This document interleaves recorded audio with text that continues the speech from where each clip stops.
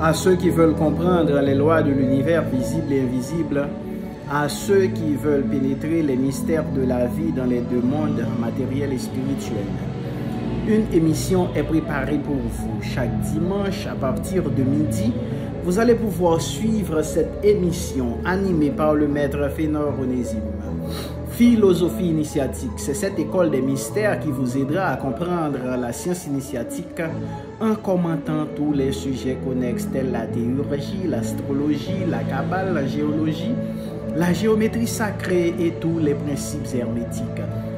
Dans cette émission, nous vous aidons à pénétrer le sens des choses, car en tout, il y a une forme, un contenu et un sens. Et le sens profond des choses est pour les maîtres et les initiés. Alors, vous connaîtrez la vérité vous affranchira du joug de l'ignorance. Oui, soyez toujours branchés chaque dimanche pour élargir votre conscience et vivre une vie lumineuse, riche et comblée. Les spiritualistes, les religieux, les amis de la vérité seront heureux et satisfaits de pouvoir trouver cette école de philosophie qui les éclairera sur le chemin de l'évolution. Bonne écoute.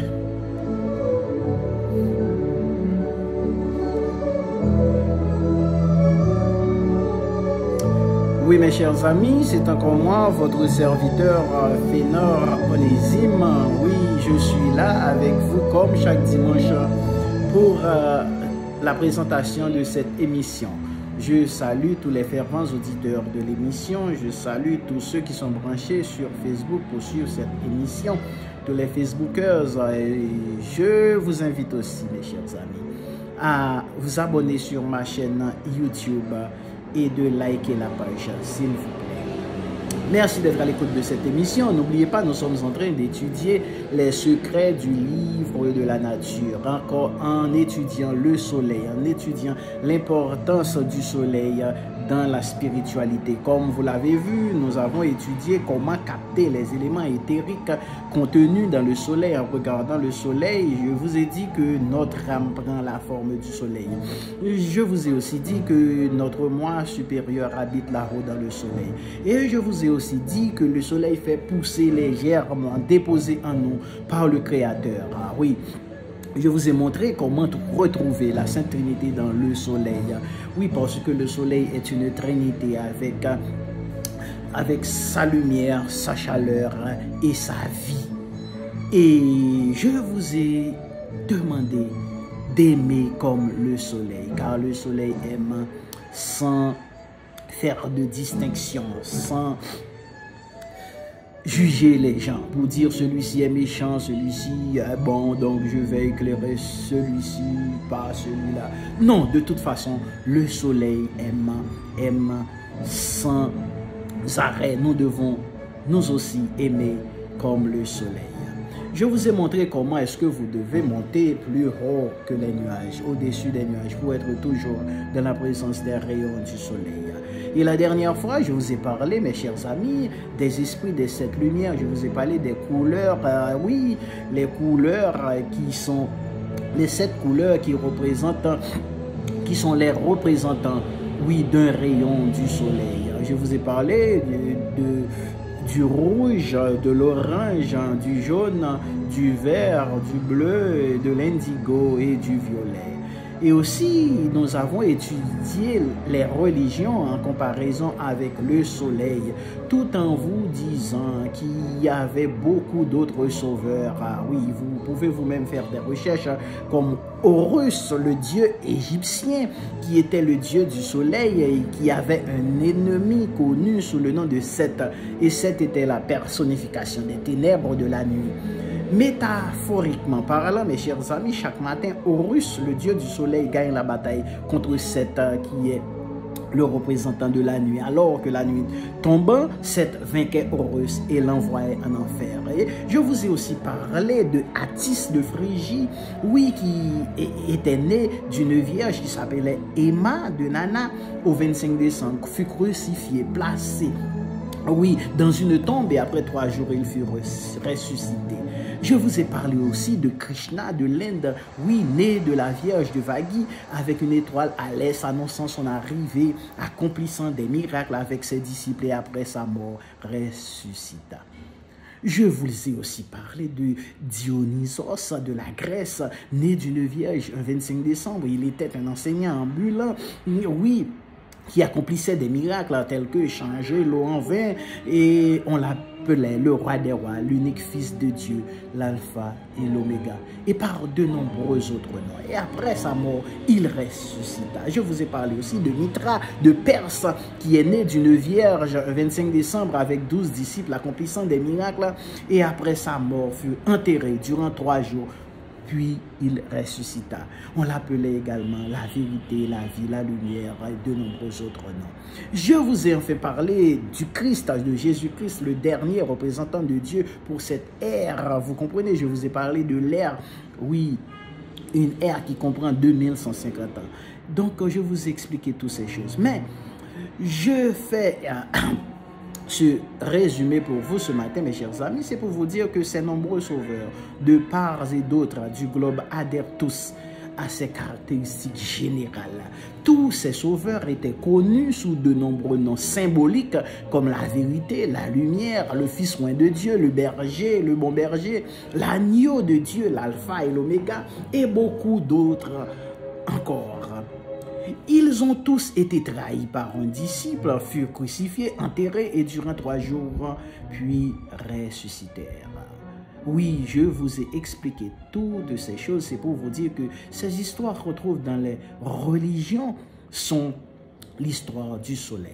Donc Jésus est le soleil, le fils du soleil, la lumière du monde, le sauveur ressuscité qui va revenir comme il le fait chaque matin. Je vous l'avais dit, la gloire de Dieu qui défend contre les méfaits des ténèbres. Vous avez vu comment est-ce que Horus vainquait Seth. Vous comprenez? Donc, il renaît chaque matin et peut être vu d'entre les nuages au plus haut des cieux avec sa couronne d'épines au rayon de soleil. Donc, mes chers amis, il est probable que la religion égyptienne soit la base fondatrice de la théologie judéo-chrétienne, n'est-ce pas? Le baptême, la mort, le jugement dernier, la naissance virginale, la crucifixion, 3 jours de mort, puis la résurrection, l'arche de l'alliance, la circoncision, le sauveur, la sainte communion, le déluge, Pâques, Noël et beaucoup d'autres encore sont tous des éléments de concept égyptiens. Si vous allez lire le livre des morts des Égyptiens, vous allez comprendre tout cela. Oui, ce livre prédatant de loin le christianisme et le judaïsme. Alors, mes chers amis, je n'ai pas l'idée de combattre les religions, mais je veux seulement vous expliquer ce que sont les religions. Oui, ce sont des histoires astrologiques qu'on vous raconte, mais les gens, les élites, oui, les gens qui connaissent la vérité, les cachent, oui, aux gens ordinaires, aux humbles. Rappelez-vous, mes chers amis, que toutes les religions du monde, pour cacher la vérité aux esprits faibles, utilisent des métaphores. Vous comprenez? Oui, la vraie histoire de la religion, c'est la religion solaire. Le vrai sens de la spiritualité, mes chers amis, est de comprendre et d'étudier le soleil, qui est la lumière, la chaleur et la vie. Oui, il nous délivre des ténèbres et du froid de la nuit. Il est avec nous tous les jours jusqu'à la fin de l'ère, vous comprenez? Il est bon, il est patient, il ne fait exception de personne. Alors, mes chers amis, pourquoi ne pas essayer de lui ressembler pour devenir pur et lumineux comme lui, n'est-ce pas?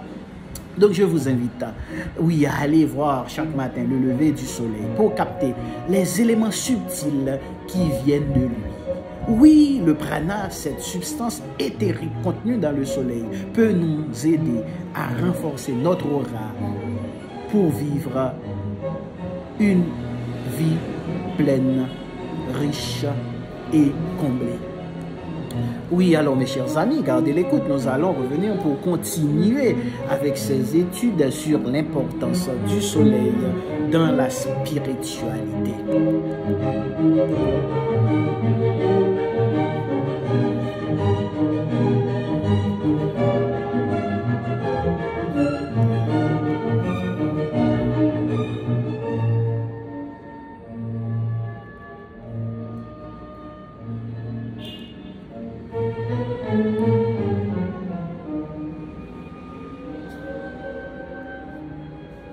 Oui, mes chers auditeurs, mes chers amis, le soleil est le symbole du plus haut idéal. Et seuls ceux qui possèdent un idéal élevé pourront rétablir le lien avec le soleil. Seuls ceux qui veulent travailler pour la lumière, pour l'amour, pour la justice, ceux qui veulent se perfectionner, devenir plus intelligents, plus forts, se sentiront liés au soleil. Quant à ceux qui n'ont qu'un idéal prosaïque, sans aucun rapport avec le principe de la vie, avec la source, avec le Créateur, alors bien sûr, ceux-là s'ennuieront et dormiront devant le lever du soleil, vous comprenez? Il ne leur dira rien parce que leur être n'est pas à l'unisson avec les vibrations du soleil, qui est le centre de notre univers. Oui, certains vibrent au rayon du soleil, à la vie du soleil, et d'autres dorment. Oui, le soleil ne leur dit rien. Mais si vous saviez, mes chers amis, quand le soleil se lève, ce ne sont pas seulement les animaux, les plantes et quelques humains, mais aussi les esprits lumineux de la nature qui sont là, qui se réjouissent et puisent des forces, vous comprenez? Toute la création, toutes les créatures puisent des forces du soleil. Chacune, d'après son degré d'évolution, recueille les particules qui lui conviennent. Les plantes pour faire des fleurs colorées et parfumées, les arbres pour produire des fruits. Et l'homme, bien qu'il ne soit pas construit comme l'arbre, lui ressemble quand même. Très bien. Oui, l'homme ressemble à l'arbre. Il doit aussi donner des fruits. L'homme doit porter des fruits. Eh bien, mes chers amis, sans le soleil, ces fruits resteront âpres et durs. Tout comme les arbres ont besoin d'être exposés au soleil pour porter des fruits délicieux, de même l'homme a besoin de s'exposer aux rayons du soleil pour cesser d'être âpre, méchant, égoïste et pour donner des fruits délectables. Donc, la loi est la même. Il faut s'exposer au soleil. Oui, aux rayons du soleil. Et aujourd'hui, mes chers amis, je voudrais vous présenter encore un nouvel aspect du soleil que vous pourrez utiliser pour votre travail spirituel. Il est dit dans l'Apocalypse, « Puis je vis un nouveau ciel et une nouvelle terre. » Oui, le premier ciel, en effet, et la première terre ont disparu. Oui, c'est ce qui est écrit dans l'Apocalypse, mes chers amis. Puis je vis un nouveau ciel et une nouvelle terre. Oui, le premier ciel, en effet, et la première terre ont disparu. Donc, faut-il conclure que les précédents sont devenus vieux? La terre, oui, à la rigueur, je comprends qu'elle soit un peu vieille, parce qu'elle est faite de matériaux qui ne sont pas tous de la meilleure qualité, et avec le temps, elle se désagrège un peu. Mais le ciel qui est fait en principe d'une matière pure, lumineuse, éternelle, qui ne peut se ternir ni s'oxyder, comment se fait-il qu'il est vieilli pour qu'on nous donne un nouveau ciel, oui, un nouveau ciel et une nouvelle terre? Ah, mes chers amis,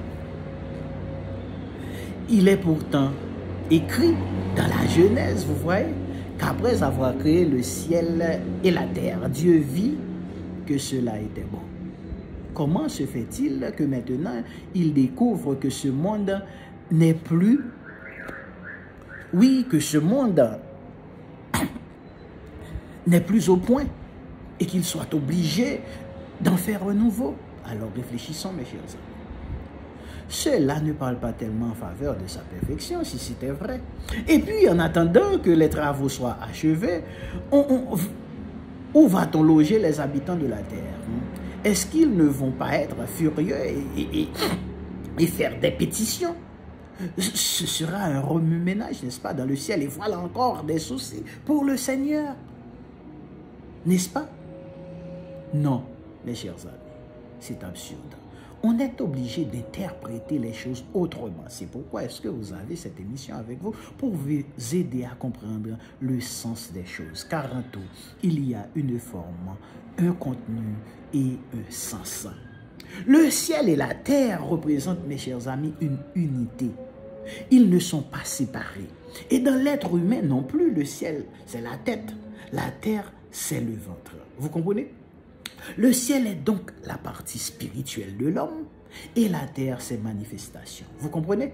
Donc, dans le langage des initiés, de ceux qui comprennent les choses, le langage des symboles éternels, un nouveau ciel, cela veut dire des idées nouvelles, une nouvelle compréhension, une nouvelle perception, une philosophie nouvelle. Et une nouvelle terre, mes chers amis, signifie, oui, la nouvelle terre signifie des attitudes nouvelles, des comportements nouveaux. Donc une autre façon de penser et une autre façon de voir les choses. Un nouvel ciel, une nouvelle terre. Vous comprenez? Donc, c'est cette explication qu'on doit donner à ces paroles. Vous comprenez? Donc la tête est dans le ciel et les pieds sont sur la terre. Vous comprenez? Les pieds, c'est ceux qui marchent d'après la tête. Vous comprenez? Parce que les pieds courent là où la tête a déjà quelques projets. Donc c'est le comportement, la conduite, la façon d'agir qui changeront à cause du changement de la tête, à cause du changement de la compréhension des hommes, c'est-à-dire de la nouvelle philosophie. Donc, mais ce nouveau ciel que Dieu est en train de créer, est-il vraiment nouveau? Ah bon? Et non, mes chers amis, il est déjà là depuis l'éternité. Dieu est éternel, vous comprenez? Mais c'est pour les humains qu'il sera nouveau. Il est là, mais ils ne le voient pas. Et il sera nouveau pour eux, parce qu'un jour, d'un seul coup, ils le découvriront. Ils diront, ah, Eureka, Eureka, j'ai trouvé, j'ai trouvé. Donc, un nouveau ciel et une nouvelle terre. En réalité, mes chers amis, on ne sait même pas ce que signifie le mot nouveau. Prenons une rivière, par exemple. Son nom reste le même. Oui, la rivière du Haut du Cap, la grande rivière du Nord. Mais l'eau qui coule est toujours nouvelle, vous comprenez? Et le soleil aussi est toujours nouveau.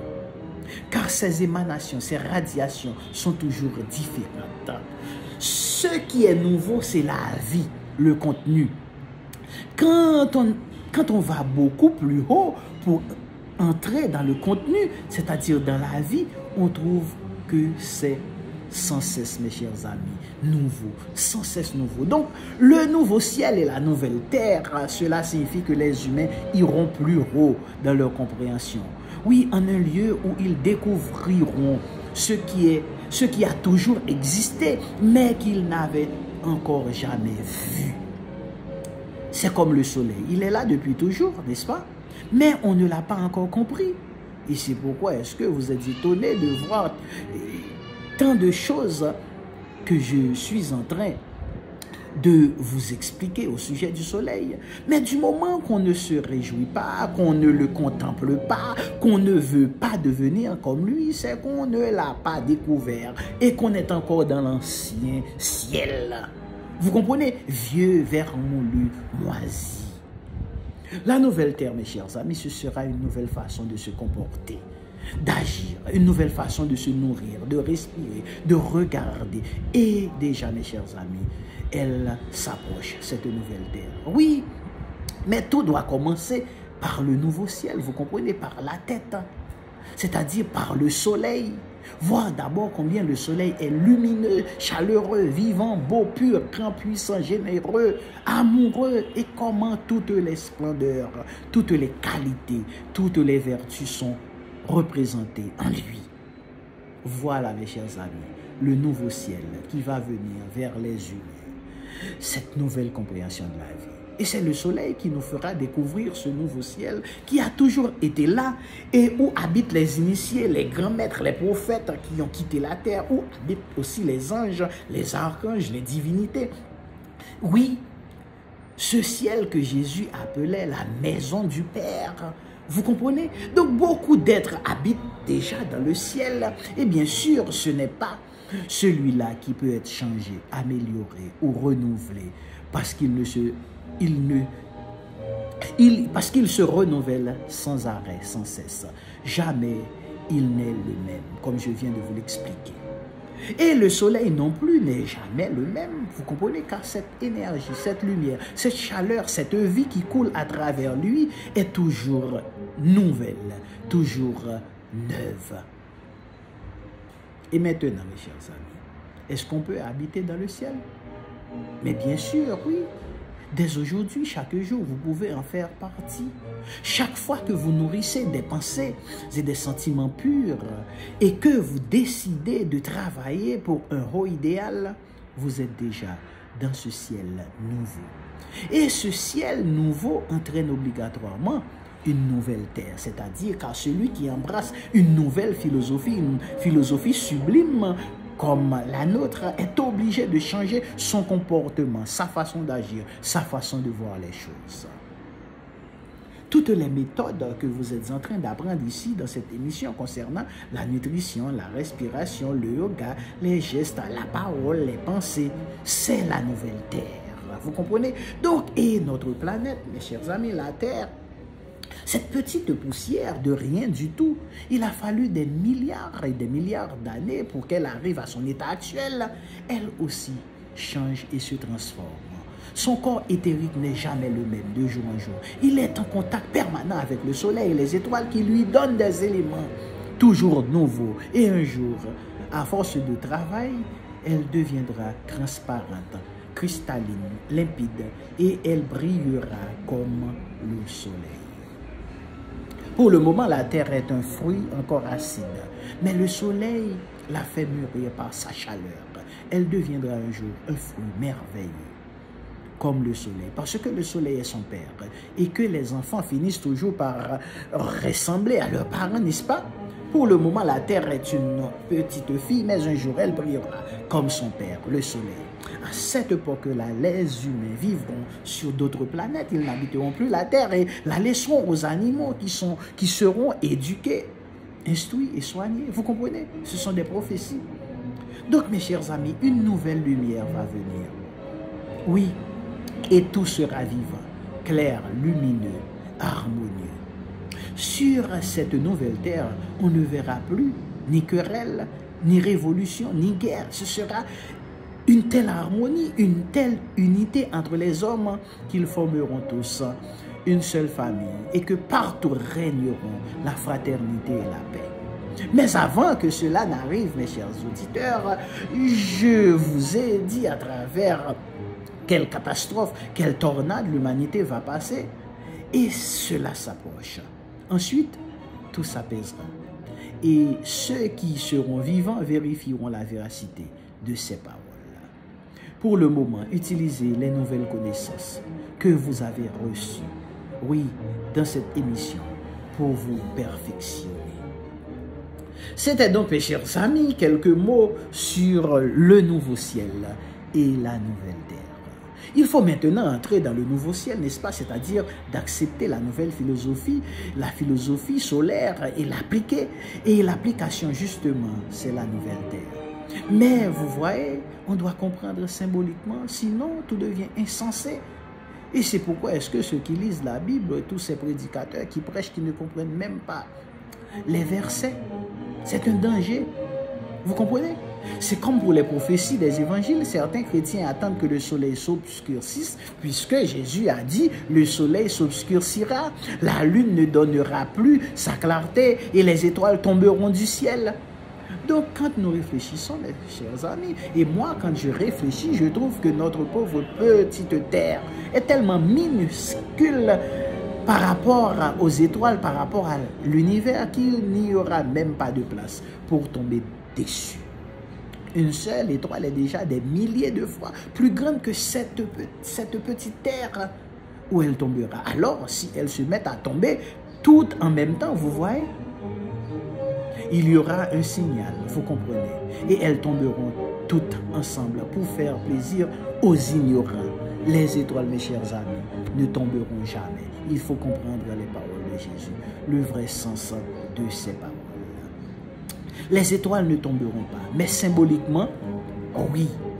Oui, il tombera beaucoup d'étoiles. Et quelles sont ces étoiles? Les gens glorieux, placés sur des piédestals ici sur la terre, alors qu'ils ne le méritent pas. Oui, avec le nouveau ciel et la nouvelle terre, on leur dira, allez-vous-en, vous êtes vermoulus. Vous comprenez? Donc, et le soleil qui s'obscurcira, c'est cette philosophie humaine qui éclaire soi-disant les humains, elle s'obscurcira. Vous comprenez? C'est-à-dire qu'elle ne pourra plus résoudre les nouveaux problèmes de l'humanité. Oui, que la vie présentera. Donc ce soleil auquel les humains se sont accrochés s'obscurcira. Ce soleil qui éclaire l'intelligence. Vous comprenez? Donc quant à la lune, elle représente les croyances religieuses. Elles perdront leur clarté parce qu'elles sont nébuleuses et floues. Point d'explication dans les religions. Et elles ne pourront plus suffire. Voilà, mes chers amis, les prédictions de Jésus. Mais il ne s'agissait pas de ce soleil, de la lune et des étoiles qui sont dans le ciel. Jésus parlait symboliquement. Alors, vous êtes clair maintenant? Tout en suivant cette émission, vous avez la possibilité de comprendre certaines choses dans la Bible, dans le Coran et dans les autres religions. Donc, mes chers amis, comment est-il possible que des chrétiens soient encore là? Ils attendent encore l'arrivée du Christ sur les nuages. Et depuis 2000 ans, il n'est pas encore venu. Ils sont en train d'attendre. Et c'est pourquoi ils ne se mettent pas au travail, vous comprenez, parce qu'ils attendent. Et quand viendra le jour de l'arrivée du Seigneur, pour eux, ils feront des défilés avec des fanfares et chanteront « Le Seigneur est arrivé, réveillez-vous ». Bon, laissons cette question de côté. Ce n'est pas notre sujet. Nous sommes en train d'étudier le sens, oui, l'importance du soleil dans la spiritualité. Alors, mes chers amis, vous vous rappelez de ce que je vous avais dit au sujet du Surya Yoga, le yoga du soleil? Je vous l'ai dit, le yoga le plus parfait et que j'ai jamais découvert, c'est le Surya Yoga. Oui, c'est le yoga de l'immensité. Oui, le soleil est immense, le yoga de la plénitude, le yoga de l'éternité, de la splendeur absolue. Les autres yogas, vous pouvez les pratiquer, mais vous risquez de perdre beaucoup d'années sans avoir des résultats. Tandis qu'ici, c'est-à-dire quand nous parlons d'aller regarder le lever du soleil, même si vous dormez, vous avez déjà des résultats, car le soleil introduit tout de même en vous quelques-unes de ces particules. Vous comprenez? Donc, il voit que vous êtes venu avec un but louable, merveilleux. Bien sûr, vous vous êtes endormi en route, mais ce n'est pas grave. Vous comprenez? Le soleil est clément et miséricordieux. Il dit, ah, c'est un enfant, il dort, mais donnons-lui quand même quelque chose pour que son but, puisque son but était divin. Vous comprenez? En allant voir le soleil, c'est un but divin. Tandis qu'avec les autres yogas, le Hatha Yoga par exemple, qui est maintenant tellement répandu en Occident, si vous vous endormez, si vous fléchissez, personne ne viendra vous soutenir, vous aider. Vous êtes livré à vous-même. Vous comprenez? Donc, vous devez faire, mes chers amis, des exercices de respiration, prendre toutes sortes de postures, la tête en bas, les jambes en haut. Et si vous ne réussissez pas, si vos positions ne sont pas correctes, même si vous travaillez des années, non seulement vous n'avez aucun résultat, mais vous risquez de vous détraquer. Donc, tandis que le Surya Yoga, le yoga du soleil, vous voyez, c'est un yoga très avantageux. Ensuite, rien ne vous empêche de pratiquer tous les autres yogas. Vous comprenez? Donc, nous avons parlé, le Hatha Yoga, le Karma Yoga, oui, Chabda Yoga.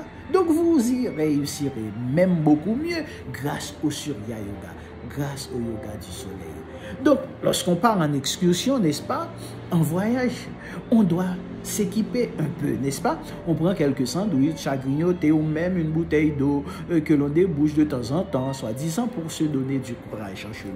Eh bien ici, c'est la même chose quand vous allez voir le soleil. Avant de partir pour une journée de travail, vous allez voir le lever du soleil. C'est un magasin spécial où vous remplissez votre sac de sandwich, d'eau et d'autres produits. Et ensuite, toute la journée, vous pouvez faire votre excursion parce que vous avez bien rempli vos sacs le matin au lever du soleil. Et oui, mes chers amis, il y a une source qui coule, un magasin rempli de toutes sortes de victuailles. Donc, si vous ne voulez pas épuiser, vous n'aurez rien dans votre sac. Et alors, quand vous partirez pour des excursions tellement lointaines, vous serez vide, fatigué, inexpressif. Vous ne pourrez rien donner comme résultat. Il faut venir, mes chers amis, voir le lever du soleil pour pouvoir trouver de l'énergie pour vos corps. Vous comprenez? Car vous avez plusieurs corps. Corps physique, corps éthérique, corps astral, corps mental, corps bouddhique, corps atmique. Il faut venir voir le lever du soleil pour fortifier ces corps et passer votre journée dans la joie et dans le bonheur. Oui, mes chers amis, de nombreux bouddhistes, hindous, tibétains, de nombreux soufis et kabbalistes ont compris depuis des milliers d'années exactement ce qu'il fallait comprendre. Et ils bénéficient d'une force, d'une beauté, d'une intelligence et d'une clairvoyance inouïe. Donc si les chrétiens avaient seulement compris les évangiles, ils auraient trouvé que Jésus connaissait ce secret dont je vous parle. Oui, il le connaissait, mais il l'a révélé seulement à ses disciples, à quelques-uns. Donc les autres ne pouvaient pas encore comprendre. Comme maintenant je suis en train de parler, oui, mais il y a des gens qui ne comprennent pas. Vous comprenez? Peut-être qu'ils disent, mais ce monsieur-là, il divague. Oui, vous comprenez? Donc de toute façon, je continue parce que je sais qu'il y a au moins quelques-uns qui me comprennent. Donc, l'un des plus grands initiés de tous les temps, mes chers amis, le père de toute la science initiatique de l'Égypte et du monde entier, Hermès Trismégiste, dont le nom signifie 3 fois très grand, dit dans la table d'émeraude qu'il a écrit: c'est la force forte de toutes les forces, car elle vaincra toutes choses subtiles et pénétrera toutes choses solides. Il appelle cette force Télesma. Et dit encore, le soleil est son père et la lune est sa mère. Le vent l'a porté dans son ventre et la terre est sa nourrice. Plus loin, Hermès ajoute, tu auras par ce moyen la gloire du monde et toute obscurité s'éloignera de toi. Donc ces quelques mots suffisent, mes chers amis, pour montrer l'importance des levées du soleil.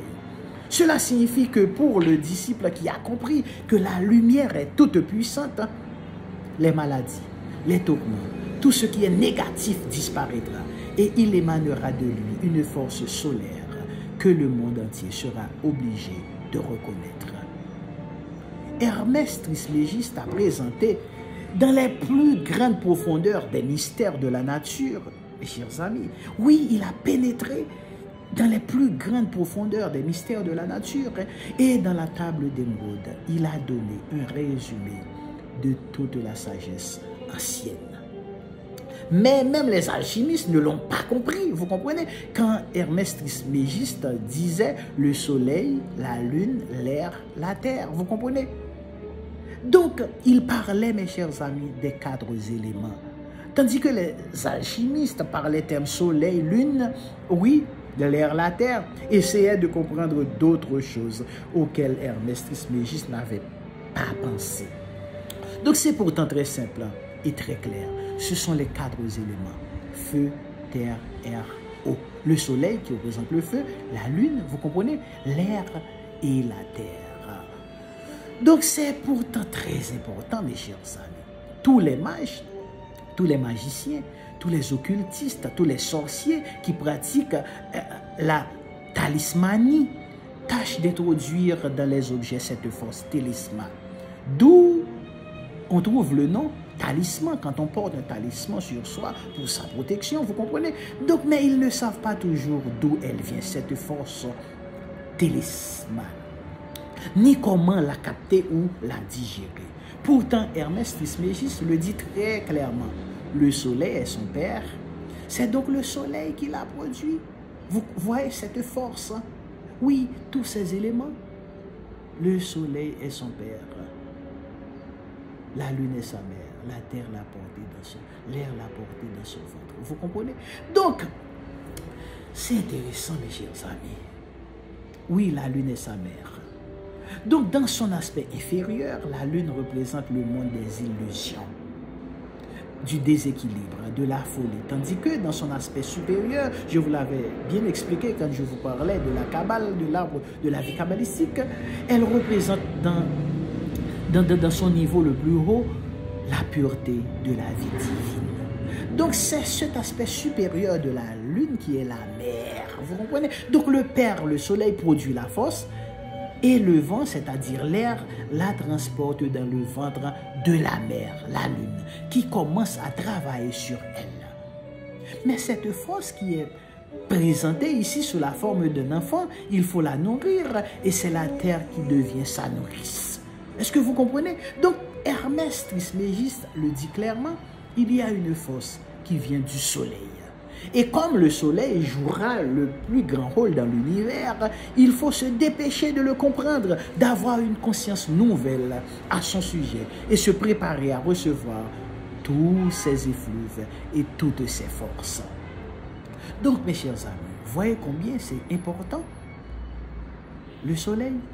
Donc derrière la lumière du soleil, il y a beaucoup d'autres forces. Et justement, Télesma est une force tellement puissante qu'elle vaincra toute chose subtile et pénétrera toute chose solide. Comme il est dit aussi dans la table des mondes. Seulement, mes chers amis, pour que cette force soit vraiment efficace dans le plan physique, il faut qu'elle soit fixée. C'est-à-dire qu'elle devienne terre. Sa force ou sa puissance reste entière si elle est convertie en terre. C'est ce que dit Hermès Trismégiste. Donc parce que dans son état originel, dans son état subtil, cette force est du feu. Vous comprenez? Mais le feu doit devenir terre. Comment? C'est-à-dire, c'est en descendant, en se transformant en air, ensuite en se transformant en eau, que ce feu va devenir terre. Donc le feu est volatile et la terre est fixe. Voilà les termes, mes chers amis, fixe et volatile, dont se servaient les alchimistes de l'Antiquité. Donc il faut donc que cette force télesma qui vient du soleil, tellement subtile, soit cristallisée, condensée, matérialisée. À ce moment-là, elle est toute puissante, mais pas avant. Vous comprenez? Donc il faut savoir travailler, mes chers amis, avec les quatre éléments, excusez-moi, le feu, l'air, l'eau, la terre. C'est ce qu'Hermès Trismégiste sous-entend, mais c'est dit d'une manière tellement voilée que même en lisant des centaines de fois la table des modes, on peut ne pas le voir. Vous comprenez? Mais je suis là pour vous aider à voir les choses clairement dans leur vrai sens. Voilà, mes chers amis, ce que le soleil nous a révélé. Donc, c'est important. Nous sommes en train d'étudier l'importance du soleil dans la spiritualité. Mais vous direz comment le soleil peut vous révéler des choses pareilles? Oui, mais oui, puisqu'il est la source de tout. Il peut nous révéler tous les mystères, excusez-moi. Évidemment, c'est un travail gigantesque, de longue haleine. Il faut des années, des siècles même pour faire descendre la force télesma et la condenser dans nos propres cellules jusqu'à ce qu'elle devienne matérielle, tangible. Cette idée est aussi inscrite dans les 2 triangles du sceau de Salomon.